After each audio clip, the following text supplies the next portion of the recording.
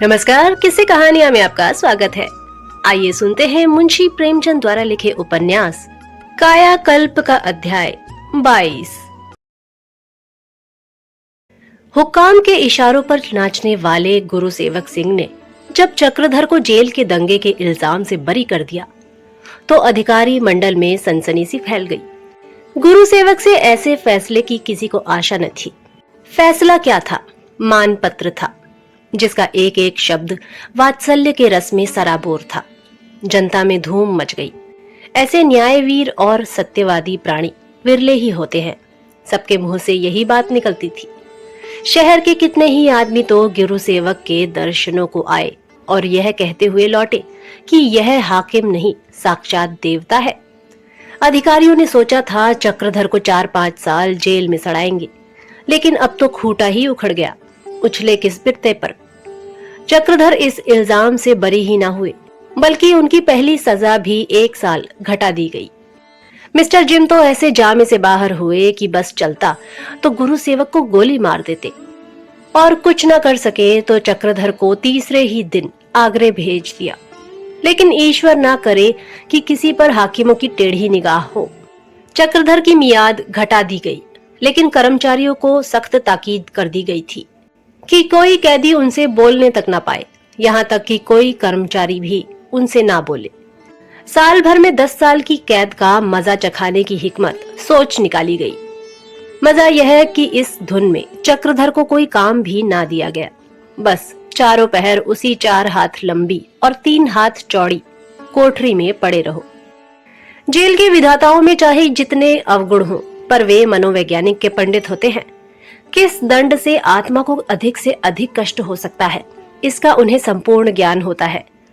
मनुष्य के लिए बेकारी से बड़ा और कोई कष्ट नहीं है, इसे वे खूब जानते हैं। चक्रधर के कमरे का द्वार दिन में केवल 2 बार खुलता था। वार्डन खाना रखकर किवाड़ बंद कर देता था। आह, काल कोठरी, तू मानवी पशुता की सबसे क्रूर लीला, सबसे उज्जवल कीर्ति है। तू वह जादू है जो मनुष्य को आंखें रहते अंधा, कान रहते बहरा, जीभ रहते गूंगा बना देती है। कहाँ है सूर्य की वे किरणें जिन्हें देखकर आंखों को अपने होने का विश्वास हो? कहाँ है वह वाणी जो कानों को जगाए? गंध है, किंतु ज्ञान तो भिन्नता में है। जहाँ दुर्गंध के सिवा और कुछ नहीं, वहां गंध का ज्ञान कैसे हो? बस शून्य है, अंधकार है। वहां पंचभूतों का अस्तित्व ही नहीं। कदाचित ब्रह्मा ने इस अवस्था की कल्पना ही न की होगी। कदाचित उनमें यह सामर्थ्य ही न थी। मनुष्य की आविष्कार शक्ति कितनी विलक्षण है। धन्य हो देवता, धन्य हो। चक्रधर के विचार और भाव इतनी जल्दी बदलते रहते थे कि कभी कभी उन्हें भ्रम होने लगता था कि मैं पागल तो नहीं हुआ जा रहा हूँ। कभी सोचते, ईश्वर ने ऐसी सृष्टि की रचना ही क्यों की? जहां इतना स्वार्थ, द्वेष और अन्याय है, क्या ऐसी पृथ्वी ना बन सकती थी जहां सभी मनुष्य, सभी जातियां प्रेम और आनंद के साथ संसार में रहती? यह कौन सा इंसाफ है कि कोई तो दुनिया के मजे उड़ाए, कोई धक्के खाए, एक जाति दूसरी का रक्त चूसे और मूंछों पर ताव दे, दूसरी कुचली जाए और दाने दाने को तरसे। ऐसा अन्यायमय संसार ईश्वर की सृष्टि नहीं हो सकता। पूर्व संसार का सिद्धांत ढोंग मालूम होता है, जो लोगों ने दुखियों और दुर्बलों के आंसू पोंछने के लिए गढ़ लिए हैं।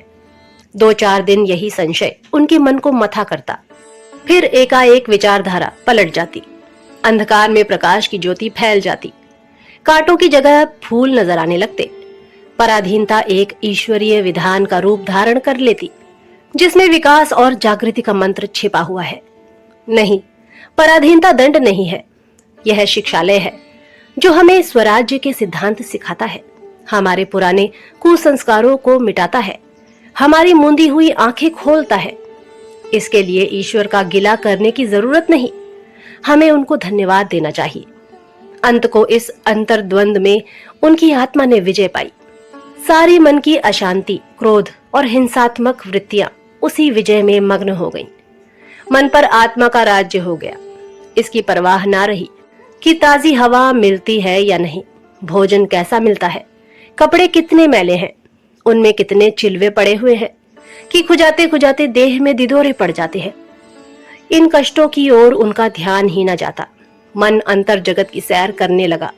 यह नई दुनिया, जिसका अभी तक चक्रधर को बहुत कम ज्ञान था, इस लोक से कहीं ज्यादा पवित्र, उज्जवल और शांतिमय थी। यहाँ रवि की मधुर प्रभात किरणों में, इंदु की मनोहर छटा में, वायु के कोमल संगीत में, आकाश की निर्मल नीलिमा में एक विचित्र ही आनंद था। वह किसी समाधिस्थ योगी की भांति घंटों इस अंतरलोक में विचरते रहते। शारीरिक कष्टों से अब उन्हें विराग सा होने लगा। उनकी ओर ध्यान देना वह तुच्छ समझते थे। कभी कभी वह गाते, मनोरंजन के लिए कई खेल निकाले, अंधेरे में अपनी लुटिया लुढ़का देते और उसे एक ही खोज में उठा लाने की चेष्टा करते। अगर उन्हें किसी चीज की जरूरत मालूम होती तो वह प्रकाश था। इसलिए नहीं कि वह अंधकार से ऊब गए थे, बल्कि इसलिए कि वह अपने मन में उमड़ने वाले भावों को लिखना चाहते थे। लिखने की सामग्रियों के लिए उनका मन तड़प कर रह जाता। धीरे धीरे उन्हें प्रकाश की भी जरूरत ना रही। उन्हें ऐसा विश्वास होने लगा कि मैं अंधेरे में भी लिख सकता हूँ। यही ना होगा कि पंक्तियां सीधी ना होंगी, पर पंक्तियों को दूर दूर रखकर और शब्दों को अलग अलग लिखकर वह इस मुश्किल को आसान कर सकते थे। सोचते, कभी यहाँ से बाहर निकलने पर उस लिखावट को पढ़ने में कितना आनंद आएगा, कितना मनोरंजन होगा। लेकिन लिखने का सामान कहाँ? बस यही एक ऐसी चीज थी जिसके लिए वह कभी कभार विकल हो जाते थे। विचार को ऐसे अथाह सागर में डूबने का मौका फिर ना मिलेगा और ये मोती फिर हाथ ना आएंगे। लेकिन कैसे मिले? चक्रधर के पास कभी कभी एक बूढ़ा वार्डन भोजन लाया करता था। वह बहुत ही हंसमुख आदमी था। चक्रधर को प्रसन्न मुख देखकर दो चार बातें कर लेता था। उससे बातें करने के लिए चक्रधर लालायित रहते थे। उससे उन्हें बंधुत्व सा हो गया था। वह कई बार पूछ चुका था कि बाबूजी, चरस तंबाकू की इच्छा हो तो हमसे कहना। चक्रधर को ख्याल आया, क्यों ना उससे एक पेंसिल और थोड़े से कागज के लिए कहूं। इस उपकार का बदला कभी मौका मिला तो चुका दूंगा। कई दिनों तक तो वह इसी संकोच में पड़े रहे कि उससे कहूं या नहीं। आखिर एक दिन उनसे ना रहा गया, पूछ ही बैठे, क्यों जमादार, यहाँ कहीं कागज पेंसिल तो मिलेगी? बूढ़ा वार्डन उनकी पूर्व कथा सुन चुका था, कुछ लिहाज करता था। मालूम नहीं किस देवता के आशीर्वाद से उसमें इतनी इंसानियत बच रही थी। और जितने वार्डन भोजन लाते, वे या तो चक्रधर को अनायास दो चार एंडी बेंडी सुना देते या चुपके से खाना रखकर चले जाते। चक्रधर को चरित्र ज्ञान प्राप्त करने का यह बहुत ही अच्छा अवसर मिलता था। बूढ़े वार्डन ने सतर्क भाव से कहा, मिलने को तो मिल जाएगा, पर किसी ने देख लिया तो क्या होगा? इस वाक्य ने चक्रधर को संभाल लिया। उनकी विवेक बुद्धि जो क्षण भर के लिए मोह में फंस गई थी, जाग उठी। बोले, नहीं, मैं यूं ही पूछता था। यह कहते कहते लज्जा से उनकी जुबान बंद हो गई। जरा सी बात के लिए इतना पतन। इसके बाद उस वार्डन ने फिर कई बार पूछा, कहो तो पेंसिल कागज ला दूं। मगर चक्रधर ने हर दफा यही कहा, मुझे जरूरत नहीं। बाबू यशोदानंद को जो ही मालूम हुआ कि चक्रधर आगरा जेल में आ गए हैं, वह उनसे मिलने की कई बार चेष्टा कर चुके थे, पर आज्ञा ना मिलती थी। साधारणतः कैदियों को छठे महीने अपने घर के किसी प्राणी से मिलने की आज्ञा मिल जाती थी। चक्रधर के साथ इतनी रियायत भी ना की गई थी, पर यशोदानंदन अवसर पड़ने पर खुशामद भी कर सकते थे। अपना सारा जोर लगाकर अंत में उन्होंने आज्ञा प्राप्त कर ही ली। अपने लिए नहीं, अहिल्या के लिए। उस विरहिणी की दशा दिनों दिन खराब होती जाती थी। जब से चक्रधर ने जेल में कदम रखा, उस दिन से वह भी कैदियों की सी जिंदगी बसर करने लगी। चक्रधर जेल में भी स्वतंत्र थे। वह भाग्य को अपने पैरों पर झुका सकते थे। अहिल्या घर में भी कैद थी। वह भाग्य पर विजय ना पा सकती थी। वह केवल एक बार बहुत थोड़ा सा खाती, और वह भी रूखा सूखा। वह चक्रधर को अपना पति समझती थी। पति की ऐसी कठिन तपस्या देखकर उसे आप ही आप बनाव श्रृंगार से, खाने पीने से, हंसने बोलने से अरुचि होती थी।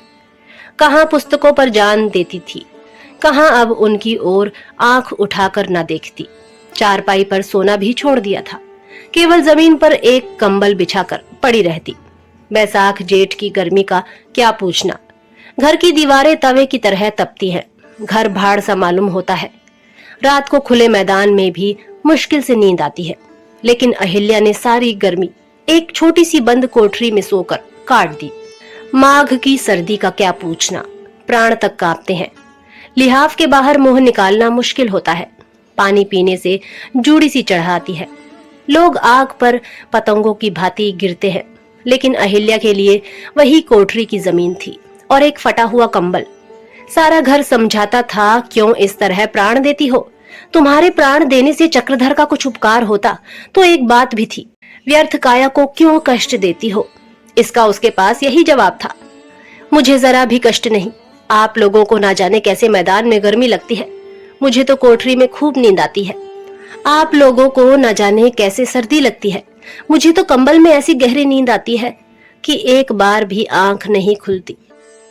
ईश्वर में पहले भी उसकी भक्ति कम न थी, अब तो उसकी धर्मनिष्ठा और भी बढ़ गई। प्रार्थना में इतनी शांति है, इसका उसे पहले अनुमान न था। जब वह हाथ जोड़कर आंखें बंद करके ईश्वर से प्रार्थना करती तो उसे ऐसा मालूम होता कि चक्रधर स्वयं मेरे सामने खड़े हैं। एकाग्रता और निरंतर ध्यान से उसकी आत्मा दिव्य होती जाती थी। इच्छाएं आप ही आप गायब हो गई थी। चित्त की वृत्ति ही बदल गई। उसे अनुभव होता था कि मेरी प्रार्थनाएं उस मात्र स्नेहपूर्ण अंचल की भांति जो बालक को ढक लेता है, चक्रधर की रक्षा करती रहती है। जिस दिन अहिल्या को मालूम हुआ कि चक्रधर से मिलने की आज्ञा मिल गई है, उसे आनंद के बदले भय होने लगा। वह न जाने कितने दुर्बल हो गए होंगे, न जाने उनकी सूरत कैसी बदल गई होगी, कौन जाने हृदय भी बदल गया हो। यह भी शंका होती थी कि कहीं मुझे उनके सामने जाते ही मूर्छा ना आ जाए, कहीं मैं चिल्लाकर रोने ना लगूं। अपने दिल को बार बार मजबूत करती थी। प्रातःकाल उसने उठकर स्नान किया और बड़ी देर तक बैठी वंदना करती रही। माघ का महीना था, आकाश में बादल छाए हुए थे। इतना कोहरा पड़ रहा था कि सामने की चीज ना सूझती थी। सर्दी के मारे लोगों का बुरा हाल था। घरों की मेहरियां अंगीठियां लिए ताप रही थी। धंधा करने कौन जाए? मजदूरों को फाका करना मंजूर था, पर काम पर जाना मुश्किल मालूम होता था। दुकानदारों को दुकान की परवाह न थी, बैठे आग तापते थे। यमुना में नित्य स्नान करने वाले भक्तजन भी आज तट पर नजर न आते थे। सड़कों पर, बाजारों में, गलियों में सन्नाटा छाया हुआ था। ऐसा ही कोई विपत्ति का मारा दुकानदार था जिसने दुकान खोली हो। बस अगर चलते फिरते नजर आते थे तो वे दफ्तर के बाबू थे, जो सर्दी से सिकुड़े, जेब में हाथ डाले, कमर टेढ़ी किए लपके चले जाते थे। अहिल्या इसी वक्त यशोदा नंदन जी के साथ गाड़ी में बैठकर जेल चली। उसे उल्लास न था, शंका और भय से दिल कांप रहा था, मानो कोई अपने रोगी मित्र को देखने जा रहा हो। जेल में पहुंचते ही एक औरत ने उसकी तलाशी ली और उसे पास के एक कमरे में ले गई, जहां एक टाट का टुकड़ा पड़ा था। उसने अहिल्या को उस टाट पर बैठने का इशारा किया। तब एक कुर्सी मंगवाकर आप उस पर बैठ गई और चौकीदार से कहा, अब यहाँ सब ठीक है, कैदी को लाओ। अहिल्या का कलेजा धड़क रहा था। उस स्त्री को अपने समीप बैठ देखकर उसे कुछ ढांढस हो रहा था, नहीं तो शायद वह चक्रधर को देखते ही उनके पैरों से लिपट जाती। सिर झुकाए बैठी थी कि चक्रधर दो चौकीदारों के साथ कमरे में आए। उनके सिर पर कंटोप था, पर मुख पर आत्मबल की ज्योति झलक रही थी। उनका रंग पीला पड़ गया था, दाढ़ी के बाल बढ़े हुए थे और आंखें भीतर को घुसी हुई थी, पर मुख पर एक हल्की सी मुस्कुराहट खेल रही थी। अहिल्या उन्हें देखकर चौंक पड़ी। उसकी आंखों से बेअख्तियार आंसू निकल आए। शायद कहीं और देखती तो पहचान भी न सकती। घबराई सी उठकर खड़ी हो गई। अब दोनों के दोनों खड़े हैं। दोनों के मन में हजारों बातें हैं, उद्गार पर उद्गार उठते हैं। दोनों एक दूसरे को कनखियों में देखते हैं, जिनमें प्रेम, आकांक्षा और उत्सुकता की लहरें सी उठ रही हैं, पर किसी के मुंह से शब्द नहीं निकलता। अहिल्या सोचती है, क्या पूछूं? इनका एक एक अंग अपनी दशा आप सुना रहा है। उसकी आंखों में बार बार आंसू उमड़ आते हैं, पर पी जाती है। चक्रधर भी यही सोचते हैं, क्या पूछूं? इसका एक एक अंग इसकी तपस्या और वेदना की कथा सुना रहा है। बार बार ठंडी सांसें खींचते हैं, पर मुंह नहीं खुलता। वह माधुर्य कहाँ है जिस पर उषा की लालिमा बली जाती थी? वह चपलता कहाँ है? वह साहस छवि कहाँ है जो मुखमंडल की बलाएं लेती थी? मालूम होता है बरसों की रोगिणी है। आह, मेरे ही कारण इसकी यह दशा हुई है। अगर कुछ दिन और इसी तरह घुली तो शायद प्राण ही ना बचे। किन शब्दों में दिलासा दूं, क्या कहकर समझाऊं। इसी असमंजस में कंठा विरोध की दशा में खड़े खड़े दोनों को 10 मिनट हो गए। शायद उन्हें ख्याल ही न रहा कि मुलाकात का समय केवल 20 मिनट है। यहाँ तक कि उस लेडी को उनकी दशा पर दया आई। घड़ी देखकर बोली, तुम लोग यूं ही कब तक खड़े रहोगे? 10 मिनट गुजर गए, केवल 10 मिनट और बाकी हैं। चक्रधर मानो समाधि से जाग उठे, बोले, अहिल्या, तुम इतनी दुबली क्यों हो? बीमार हो क्या? अहिल्या ने सिसकियों को दबाकर कहा, नहीं तो, मैं बिल्कुल अच्छी हूं। आप अलबत्ता इतने दुबले हो गए हैं कि पहचाने नहीं जाते। चक्रधर बोले, खैर मेरे दुबले होने के तो कारण हैं, लेकिन तुम क्यों ऐसे घुली जा रही हो? कम से कम अपने को इतना तो बनाए रखो कि जब मैं छूट कर आऊं तो मेरी कुछ मदद कर सको। अपने लिए नहीं तो मेरे लिए तो तुम्हें अपनी रक्षा करनी ही चाहिए। अगर तुमने इसी भांति घुल घुल कर प्राण दे दिए तो शायद जेल से मेरी भी लाश ही निकले। तुम्हें वचन देना पड़ेगा कि तुम अब से अपनी ज्यादा फिक्र रखोगी।